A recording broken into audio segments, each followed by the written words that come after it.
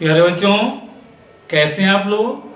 आशा है बहुत ही अच्छे होंगे और घर पर बैठे सुरक्षित पढ़ाई कर रहे होंगे। ठीक है, आज हम लोग पी ब्लॉक एलिमेंट्स का ग्रुप 16 देखेंगे। Elements of group 16। ग्रुप 16 के एलिमेंट्स को कैल्कोजेन कहा जाता है।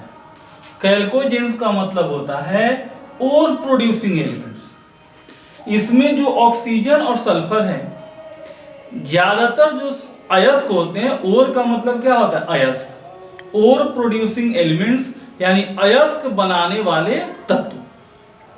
तो ज्यादातर जो अयस्क होते हैं वे ऑक्साइड या सल्फाइड के रूप में होते हैं और ऑक्सीजन सल्फर इसी वर्ग का है, इसी ग्रुप का है, इसलिए इस ग्रुप को क्या कहते हैं?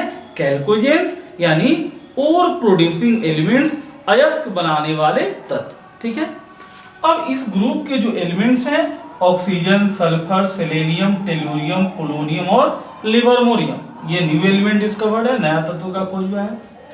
ऑक्सीजन के बारे में पहले से हम लोग जानते हैं कि यह पृथ्वी की सतह पर सर्वाधिक पाया जाने वाला तत्व है। ये बहुत बार ऑब्जेक्टिव के रूप में पूछा जाता है कि पृथ्वी की सतह पर सर्वाधिक पाया जाने वाला तत्व कौन है? 4 ऑप्शन रहता है, तो कौन है? ऑक्सीजन।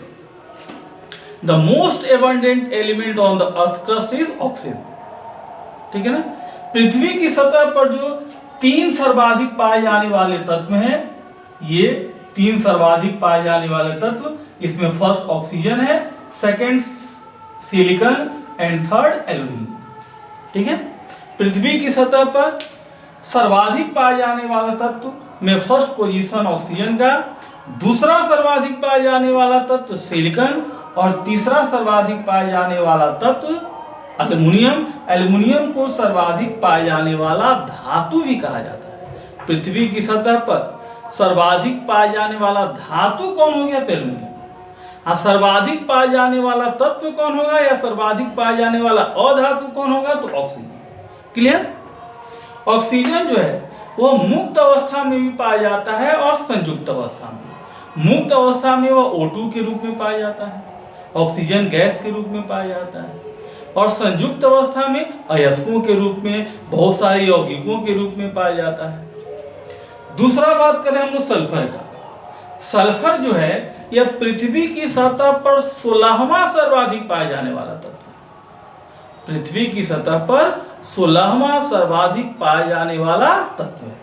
यह भी मुक्त और संयुक्त दोनों अवस्था में पाया जाता है। देखिए, ऑक्सीजन सल्फर मुक्त तथा संयुक्त दोनों अवस्था में पाए जाते हैं। सल्फर जो है वह अंडा, प्रोटीन, लहसुन, प्याज, इन सभी का मुख्य संघटक है, उसमें सल्फर पाए जाते हैं। सेलेनियम और टेलुरियम की बात करें तो ये बहुत कम पाए जाते हैं और इसका मुख्य स्रोत जो है, जब हम लोग कॉपर का निष्कर्षण करते हैं तो कॉपर के निष्कर्षण के दौरान जब अवकरण के बाद कॉपर प्राप्त होता है और उसका शुद्धिकरण वैद्युत शोधन विधि से करते हैं, इलेक्ट्रोरिफाइनिंग मेथड से, तो आपको बताया गया है कि एनोड लेते हैं जो अशुद्ध कॉपर का मोटा एनोड बना रहता है और प्योर कॉपर का कहीं से पतला कैथोड लेते हैं, दोनों को वे इलेक्ट्रिक सोर्स से जोड़ देते हैं और जब विद्युत धारा प्रवाहित होती है तो एनोड गलने लगता है। ये हम लोग कॉपर के निष्कर्षण में पढ़े थे, तत्वों के निष्कर्षण के सिद्धांत में। एनोड गलने लगता है और शुद्ध कॉपर कैथोड पर जाकर जमा होने लगता है और अशुद्धियां एनोड के नीचे बैठ जाती हैं, जिसको एनोड मड कहते हैं। उसी में एनोड मड में ये सिलिकॉन और टेलुरियम पाए जाते हैं। पोलोनियम रेडियो सक्रिय तत्व है। रेडियो सक्रिय तत्व वैसे तत्व होते हैं जिनका नाभिक अस्थायी होता है और जिनसे अल्फा, बीटा और गामा जैसी किरणें निकलती हैं। ये अभी नया तत्व खोज हुआ है, इसके बारे में अभी डिटेल्ड स्टडी नहीं हुआ है। इसको याद करने का ट्रिक जो है वो सनम से तेरा पोल खोल दूंगा, ओ सनम से तेरा पोल खोल दूंगी, लव वाला, ये याद करने का ट्रिक हो गया। ग्रुप 16 के एलिमेंट्स को याद करने का ट्रिक ओ सनम से तेरा पोल खोल दूंगी लव वाला। ओ हो गया सनम एस से एसी, तेरा टी, पोल पीओ और लव एलवी। ठीक है, तो ये हम लोग देखें थोड़ा सा इनके बारे में कि ये कहाँ कहाँ पाए जाते हैं, कौन कौन पाया जाता है, कौन अधिक पाया जाता है। अब इसके बाद हम लोग इस ग्रुप के तत्वों की सामान्य विशेषताएं देखेंगे। पहले इसको आप नोट कर लें।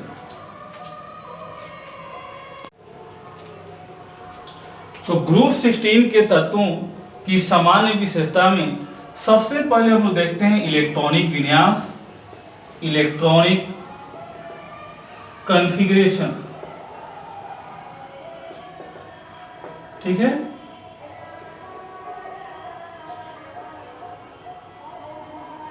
देखिए ऑक्सीजन, सल्फर, सेलेनियम, टेलुरियम और पोलोनियम।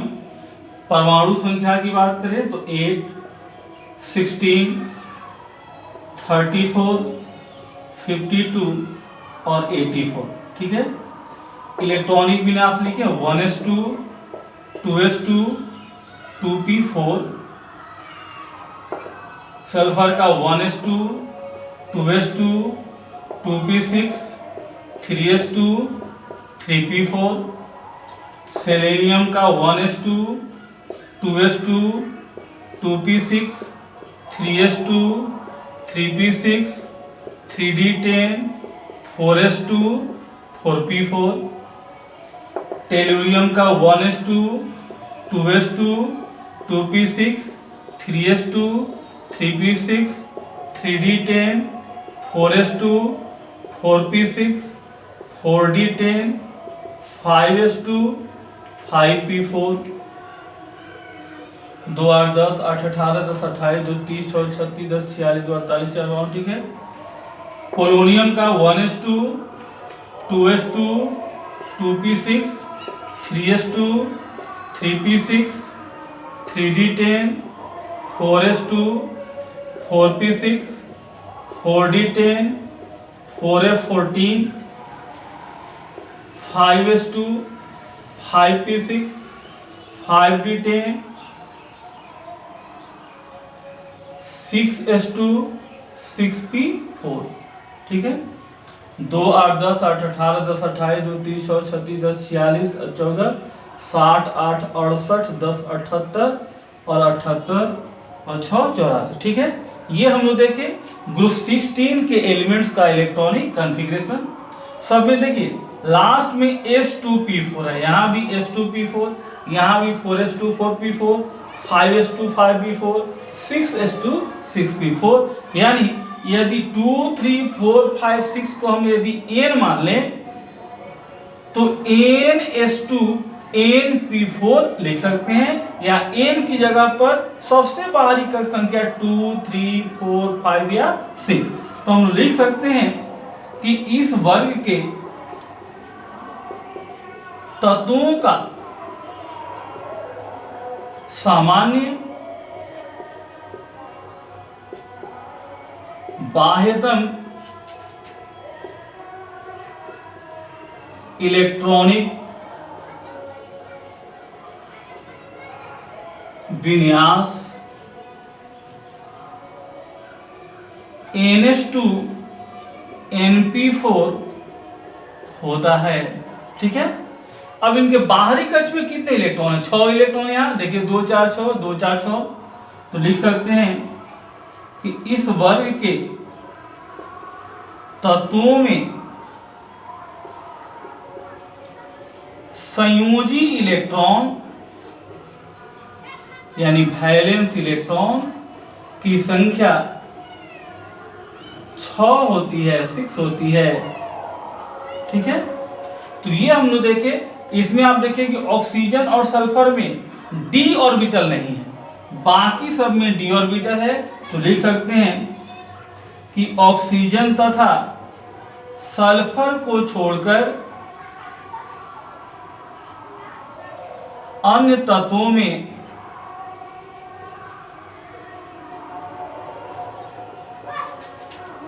डी ऑर्बिटल पाया जाता है,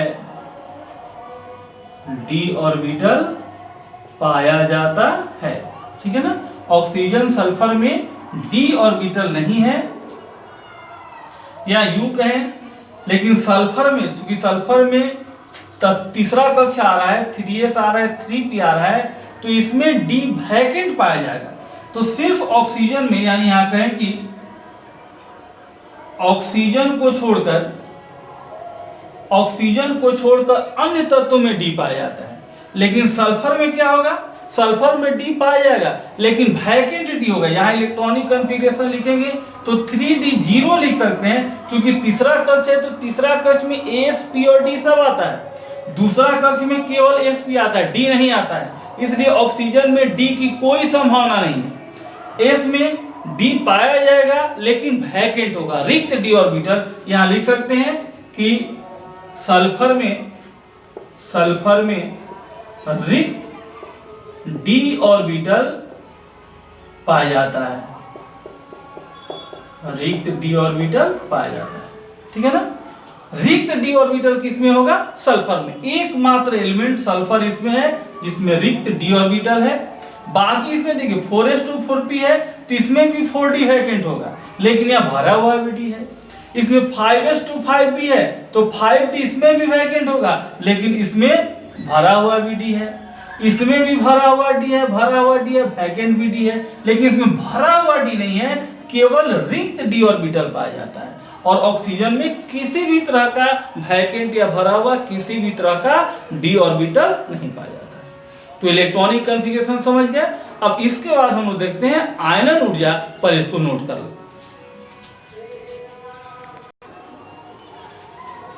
अब देखिए, यदि आयनन ऊर्जा की हम बात करें, आयनाइजेशन एनर्जी, आयनन ऊर्जा आपको पहले भी कई बार समझाया जा चुका है कि गैसीय अवस्था में किसी विलगित परमाणु, अकेला परमाणु के सबसे बाहरी कक्ष से एक इलेक्ट्रॉन निकालने के लिए आवश्यक ऊर्जा, जैसे देखिए एक बार फिर समझ लीजिए, जैसे मान लीजिए पर नाभिक हो गया, ये पहला कक्ष, दूसरा कक्ष, ये तीसरा कक्ष, ये सबसे बाहरी कक्ष में इलेक्ट्रॉन है, ठीक है।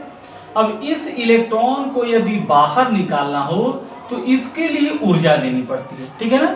यह परमाणु गैसीय अवस्था में होना चाहिए और अकेला होना चाहिए।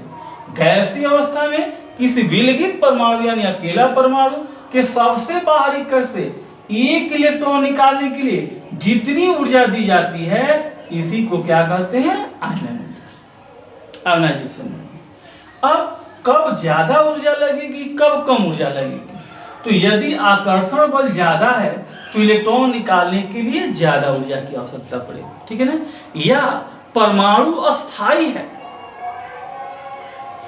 अस्थाई कब होगा, तो यदि उसका ऑर्बिटल जो है वह पूरा भरा हो या आधा भरा हो। आधा भरा और पूरा भरा जो ऑर्बिटल वाले परमाणु होते हैं उनकी आयनन ऊर्जा अपेक्षाकृत अधिक होती है, क्योंकि वे ज्यादा अस्थायी होते हैं, वे इलेक्ट्रॉन को जल्दी त्यागना नहीं चाहते हैं।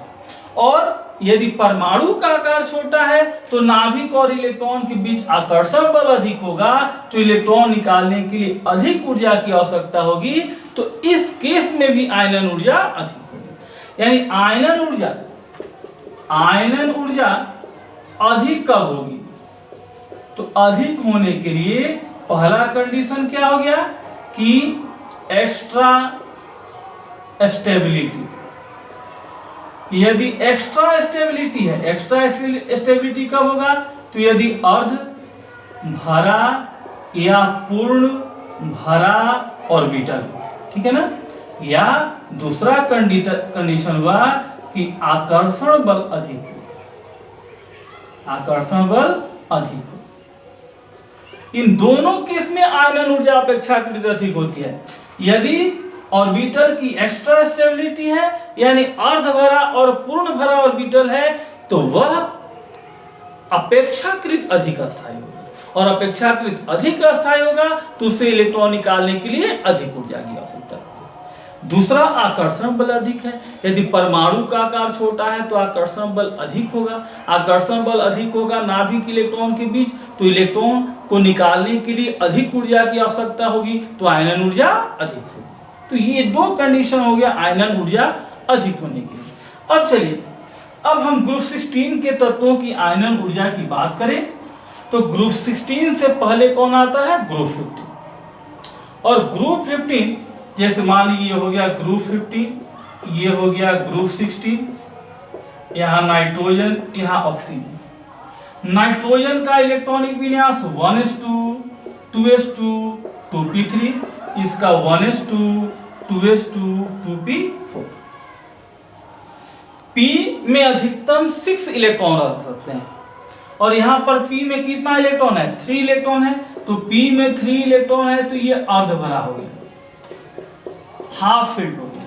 और आपको बताए हैं अभी कि अर्ध भरा ऑर्बिटल है तो एक्स्ट्रा स्टेबिलिटी है, और एक्स्ट्रा स्टेबिलिटी है, ज्यादा अस्थाई है तो इलेक्ट्रॉन जल्दी निकालना नहीं चाहेगा। जब अस्थाई है इसकी अपेक्षा ये 2p3 ऑर्बिटल जो है 2p4 की अपेक्षा ज्यादा अस्थाई है। ज्यादा अस्थाई तो ये जल्दी इलेक्ट्रॉन देना नहीं चाहेगा, इलेक्ट्रॉन निकालना नहीं चाहेगा, इसलिए इससे इलेक्ट्रॉन निकालने के लिए अधिक ऊर्जा की आवश्यकता पड़ेगी, इसलिए इसकी आयनन ऊर्जा अधिक होगी। आयनन ऊर्जा कहने का मतलब फर्स्ट आयनन ऊर्जा, फर्स्ट आयनाइजेशन एनर्जी। सिर्फ आयनन ऊर्जा कहा जाए, आयनाइजेशन एनर्जी कहा जाए तो इसका मतलब फर्स्ट आयनाइजेशन एनर्जी, पहला इलेक्ट्रॉन निकालने के लिए आवश्यक ऊर्जा। यानी कह सकते हैं कि ग्रुप 16 के तत्वों की फर्स्ट आयनाइजेशन एनर्जी ग्रुप 15 के तत्वों की अपेक्षा कम होती है। क्लियर? ग्रुप 16 के तत्व की आयनाइजेशन एनर्जी ग्रुप 15 के तत्वों की अपेक्षा कम होगी। फर्स्ट आयनाइजेशन, पहला इलेक्ट्रॉन निकालने के लिए आवश्यक होगी। क्यों कम होगी? क्योंकि इसमें एक्स्ट्रा स्टेबिलिटी है, ये अर्धभरा ऑर्बिटल है, अर्धभरा ऑर्बिटल अधिक अस्थायी होता है, इसकी अपेक्षा यह ज्यादा अस्थायी है, इसलिए इलेक्ट्रॉन निकालने के लिए इसे अधिक ऊर्जा की आवश्यकता होगी, इसलिए इसकी आयनन ऊर्जा अधिक होगी। अब यदि सेकेंड आयनाइजेशन एनर्जी की बात करें तो चलिए हम देखते हैं।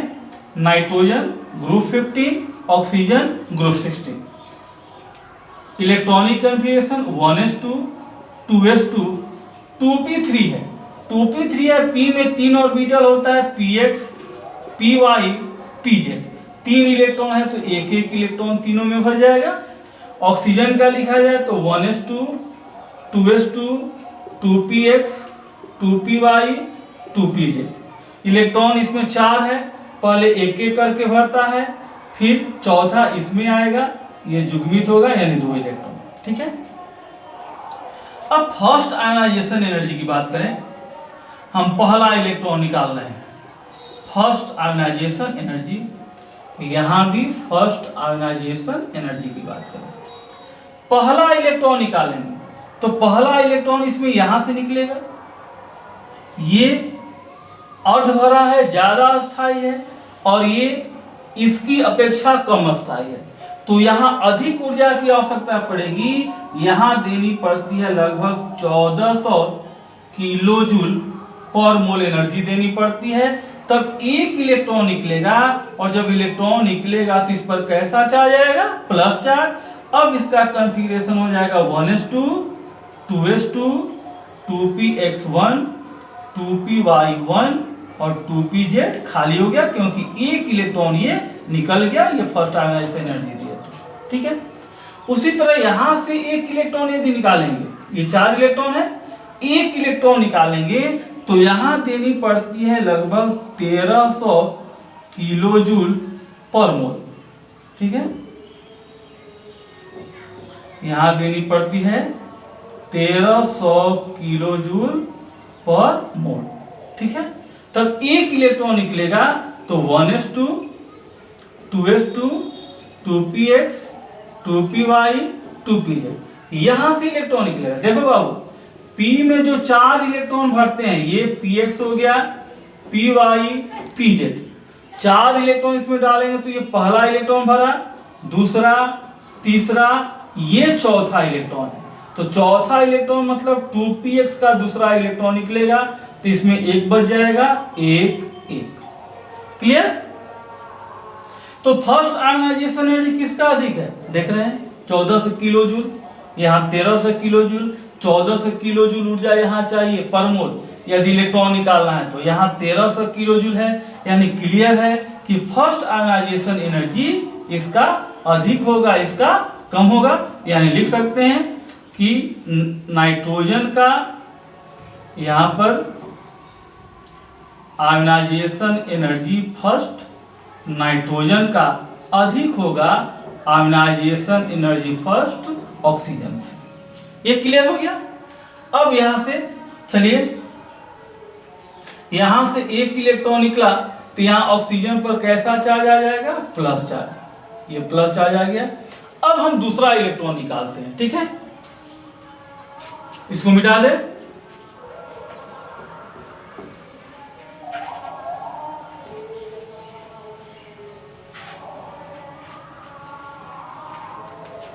देखिए, अब पहला इलेक्ट्रॉन निकाले तो हमको क्या कॉन्फ़िगरेशन प्राप्त हुआ?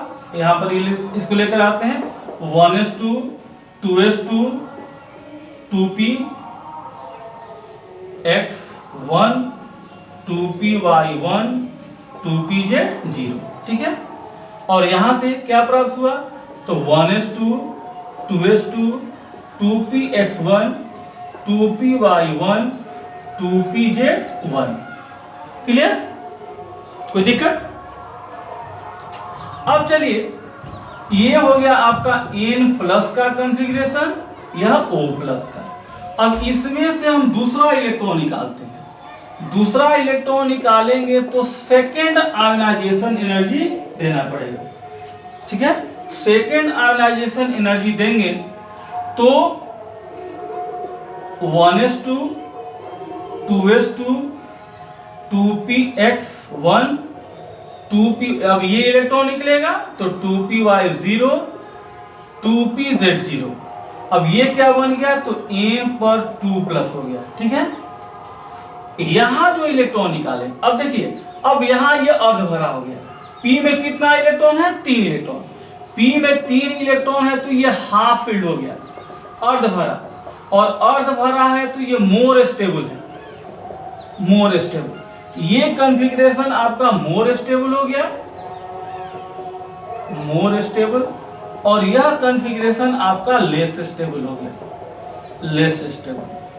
तो किसमें अधिक ऊर्जा की आवश्यकता होगी? तो जो मोर स्टेबल है, इसमें अधिक ऊर्जा की आवश्यकता होती है। यहां पर लगभग 2800 किलो जूल पर मोल एनर्जी देनी पड़ती है और यहां लगभग 3400 किलो जूल पर मोल एनर्जी देनी पड़ती है। तब यह बनेगा N+2 और इसमें से एक इलेक्ट्रॉन निकलेगा तो 1s2 2s2 2px1 2py1 और 2pz0। क्लियर? तो ये बन गया O2+, ये बन गया N2+, ठीक है ना। यानी कह सकते हैं कि सेकेंड आयोनाइजेशन एनर्जी किसका अधिक होगा? तो सेकेंड आयोनाइजेशन एनर्जी इसका अधिक है, क्योंकि ये मोर स्टेबल है। तो लिख सकते हैं कि ग्रुप 16, ये अगला पॉइंट, ग्रुप 16 के तत्वों की सेकेंड आयोनाइजेशन एनर्जी ग्रुप 15 के तत्वों की अपेक्षा अधिक होती है, अधिक होती है। क्लियर हुआ? ग्रुप 15 का फर्स्ट आयोनाइजेशन एनर्जी अधिक होगा ग्रुप 16 से, और ग्रुप 16 का सेकेंड आयोनाइजेशन एनर्जी अधिक होगा ग्रुप 15 से। ये क्लियरली हम आपको समझा दिए, ठीक है। अब हम तो ये कंपेयर किए ग्रुप 15 और ग्रुप 16 का। अब यदि ग्रुप में ऊपर से नीचे की ओर आए ग्रुप 16 में तो क्या होगा? तो देखिए, ग्रुप 16 में या किसी भी वर्ग में ऊपर से नीचे की ओर आने पर परमाणु आकार बढ़ने के कारण आयनन ऊर्जा घटती जाती है, घटती जाती है, ठीक है। जैसे oxygen, sulphur, selenium, tellurium, polonium हुआ, वर्ग में ऊपर से नीचे आते हैं तो परमाणु आकार बढ़ता है, ये आप जानते हैं, पहले भी बताया जा चुका है कि कक्षों की संख्या बढ़ती है इसलिए परमाणु आकार बढ़ता है। और परमाणु आकार बढ़ेगा तो नाभिक से बाहरी इलेक्ट्रॉन की दूरी बढ़ेगी, और दूरी बढ़ेगी तो आकर्षण बल बढ़ेगा। जैसे मान लीजिए परमाणु है, यह एक परमाणु है, इसमें बाहरी इलेक्ट्रॉन यहां पर है, इसमें बाहरी इलेक्ट्रॉन यहां पर है, तो जितना नाभिक से दूरी बढ़ेगा उतना आकर्षण बल घटेगा। यहां पर आकर्षण बल क्या होगा, आकर्षण बल यहां पर अधिक होगा, और आकर्षण बल अधिक होगा तो आयनन ऊर्जा कम होगी। यहां पर दूरी ज्यादा है तो आकर्षण बल कम होगा, और आकर्षण बल कम होगा तो आयनन ऊर्जा कम होगी, ठीक है ना। आकर्षण बल बढ़ेगा तो आयनन ऊर्जा बढ़ेगी, आकर्षण बल घटेगा तो आयनन ऊर्जा घटेगी। तो ऊपर से नीचे की ओर आ रहे हैं तो परमाणु का आकार बढ़ रहा है, परमाणु का आकार बढ़ेगा तो नाभिक से बाहरी इलेक्ट्रॉन, सबसे बाहरी इलेक्ट्रॉन की दूरी बढ़ेगी, और दूरी बढ़ेगी तो आकर्षण बल घटेगा, आकर्षण बल घटेगा, और आकर्षण बल घटेगा तो आयनन ऊर्जा घटेगी। यानी वर्ग में ऊपर से नीचे की ओर आएंगे तो आयनन ऊर्जा घटती जाएगी। यानी इसमें सबसे अधिक, सर्वाधिक आयनन ऊर्जा किसका होगा, तो ऑक्सीजन का, और सबसे कम आयनन ऊर्जा किसका होगा, तो पोलोनियम का। एक बार फिर समझिए, वर्ग में ऊपर से नीचे आएंगे तो परमाणु का आकार बढ़ेगा, परमाणु का आकार बढ़ेगा तो नाभिक से सबसे बाहरी इलेक्ट्रॉन की दूरी बढ़ेगी, दूरी बढ़ेगी तो आकर्षण बल घट रहा है। देखिए दूरी यहाँ बढ़ रही है तो आकर्षण बल घट, यहाँ पर आकर्षण बल ज्यादा है, यहाँ आकर्षण बल कम है। अब आकर्षण बल घटेगा तो आयनन ऊर्जा घटेगी, यहाँ आकर्षण बल ज्यादा है तो आयनन ऊर्जा ज्यादा, यहाँ आकर्षण बल कम है तो आयनन ऊर्जा कम। वही चीज बताया गया कि परमाणु आकार बढ़ेगा तो नाभिक से सबसे बाहरी इलेक्ट्रॉन की दूरी बढ़ेगी, दूरी बढ़ेगी तो आकर्षण बल घटेगा, इसलिए आयनन ऊर्जा घटेगी। तो वर्ग में ऊपर से नीचे की ओर आने पर परमाणु आकार बढ़ने के कारण आयनन ऊर्जा घटती जाती है। चलिए नोट कर लीजिए इसको। अब हम बात करते हैं परमाणु आकार, एटॉमिक साइज की, ठीक है ना। अभी हम लोग देखें परमाणु आकार क्या होता है। तो किसी भी परमाणु में नाभिक से सबसे बाहरी कक्ष की जो दूरी है इसी को हम लोग कहते हैं परमाणु त्रिज्या, ठीक है। नाभिक से सबसे बाहरी कक्ष जिसमें इलेक्ट्रॉन हो, इसकी दूरी को क्या कहते हैं, परमाणु त्रिज्या। यानी ये कक्ष, इसमें कितना कक्ष है, 2 कक्ष है।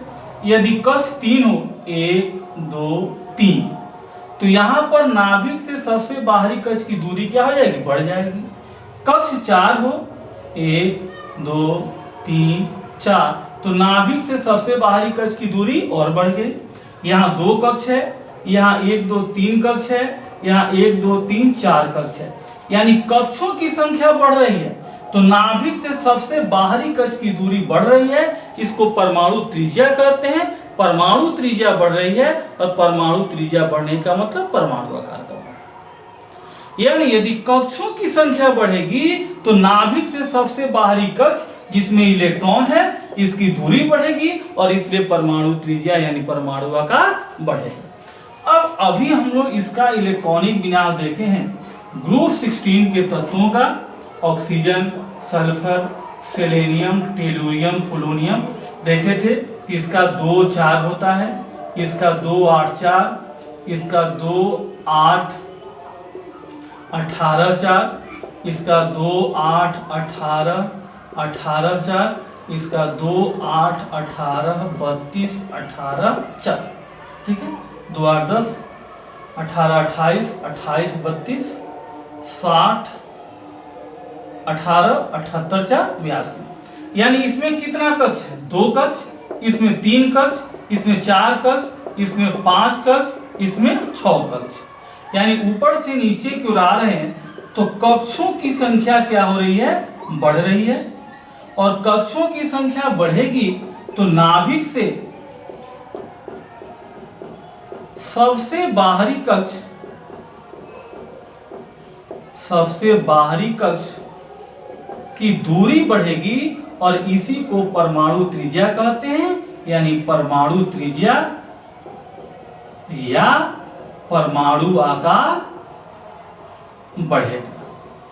ठीक है, यानी कह सकते हैं कि वर्ग में ऊपर से नीचे की ओर आने पर कक्षों की संख्या बढ़ने के कारण परमाणु आकार बढ़ता जाता है। तो यहां लिख लेते हैं कि वर्ग में ऊपर से नीचे की ओर आने पर कक्षों की संख्या बढ़ने के कारण परमाणु आकार बढ़ता जाता है। ठीक है, तो इस तरह हम लोग ग्रुप 16 के तत्वों का परमाणु आकार, इलेक्ट्रॉनिक विन्यास और आयनन ऊर्जा देखें। अब इसको नोट कर लीजिए। अब पिछले लेक्चर का जो क्वेश्चन पूछा गया था उसका आंसर और आज के लेक्चर पर आधारित कुछ क्वेश्चन देखते हैं।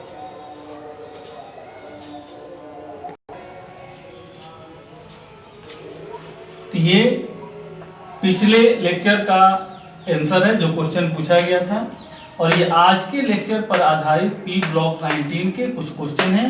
ये 4 क्वेश्चन आपको दिए गए हैं, चारों क्वेश्चन आज ही बना करके और कमेंट बॉक्स में इसका आंसर जरूर डालिए और डेली का पढ़ाई डेली करते जाइए। आशा है आपको वीडियो बहुत पसंद आ रहा होगा और आप इसको तैयारी डेली बाय डेली करते जा रहे होंगे। बोर्ड में अच्छा नंबर आपको लाना है, ऑब्जेक्टिव 100% सही बनाना है तो निश्चित रूप से इसका नोट्स बनाइए और प्रत्येक ऑब्जेक्टिव का सही आंसर आप उसी दिन डाला कीजिए। ठीक है ना, आशा है आप बहुत अच्छी तरह से पढ़ाई कर रहे होंगे। Thank you.